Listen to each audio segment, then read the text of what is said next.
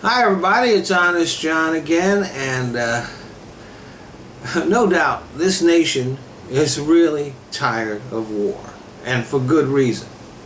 After more than 10 years of war, we may finally get extricated from the mess George W. Bush lied us into. Remember how all the lies that came about that? And remember, it was going to be easy. And Iraqi oil was going to pay for it, and all like that there. We'd be greeted as liberators. So the last thing we want to do is get deeper into entanglements in the Middle East. So I understand why the majority of the American people, and it's a pretty solid majority, are afraid that if we take action in Syria, we'll get sucked in there. And they're very skeptical of assurances that we won't. That skepticism is very understandable. Let's face it, not trusting the government is the new black these days, and we have good reason to be suspicious and skeptical after all the stuff that's come out about what the government is doing. But we have to take into account what happens if we don't strike Syria.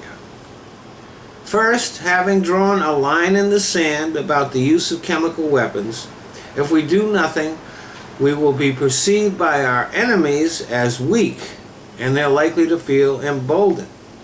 They will find other ways to test our resolve until we can no longer avoid reacting to it. And our friends and allies are also likely to lose faith in us and perceive us as weak, feckless, and unreliable. And this will have real consequences, especially in regards to Iran. They will be much less likely to negotiate in good faith when it comes to their nuclear weapons program. Israel will be more likely to lose faith in diplomacy and engage in a preemptive strike, and that's a war that we will not be able to avoid getting entangled in. So here is an uncomfortable fact for all of you war-weary Americans. Striking Syria doesn't really increase our chances of getting involved in that war very much. But not striking Syria, that pretty much guarantees another war in the Middle East that we will be right smack dab in the middle of. Thanks for listening.